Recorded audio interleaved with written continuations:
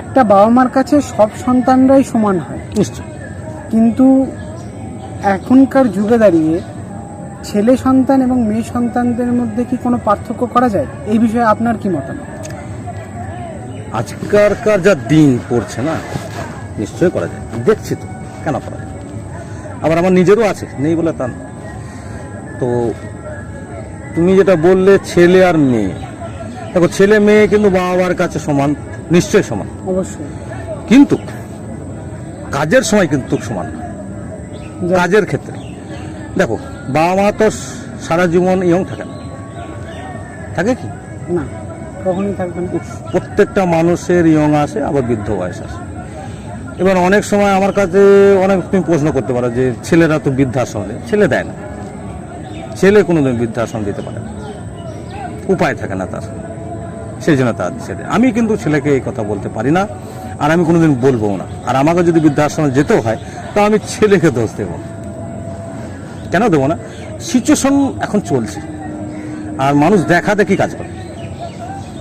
এবার দেখা দেখি বলতে একটা ছেলের উপায় এই কারণে থাকে না যে সে আমাকে দেখবে না, আমি তাকে একটা পছন্দ করে একটা মেয়ে এনে দিয়েছি তাকে সংসার করার জন্য, তার সঙ্গে তাকে দেখবে।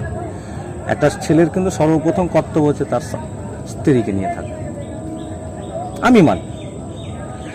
এইবার হ্যাঁ, তার সঙ্গে আমার আরেকটা কর্তব্য আছে, আমি ছেলে হই, আমার মা বাবাকে দেখার দায়িত্বটাও কিন্তু আমার। অবশ্যই। তাহলে এইবার সব ছেলে পারছে না। কেন পারছে না? কিছু সিচুয়েশন এমন আছে, পরিবারের ওপর সিচুয়েশন ম্যাটার করে। পরিবারটা কী ধরো, এবার সেই পরিবারের আবার আমার স্ত্রীর মধ্যে পার্থক্য হবে। আমি কেমন মানুষ, আমার স্ত্রী আবার কেমন, আমার মানে কীভাবে মানিয়ে নেবে না নেবে তার উপর ম্যাটার করে। এবার ওই জন্য অনেক সময় ছেলে মা বাবাকে রাখতে পারে। এই নয় শুধু ছেলের দোষ, ছেলের তো অ্যাকচুয়ালি কোনো দোষ নেই।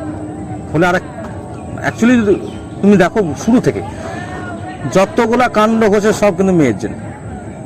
মহাভারত হয়েছে মেয়ের জন্যে, সব কিছু কিন্তু মেয়ের জন্য। কিন্তু আজকে সংসার যদি তৈরি করে সেটাও কিন্তু মেয়ে, আবার যদি সংসার ভাঙে সেটাও মেয়ে। ছেলের কিন্তু ক্ষমতা নেই ভাঙার, আর ছেলের তৈরি করারও ক্ষমতা নেই।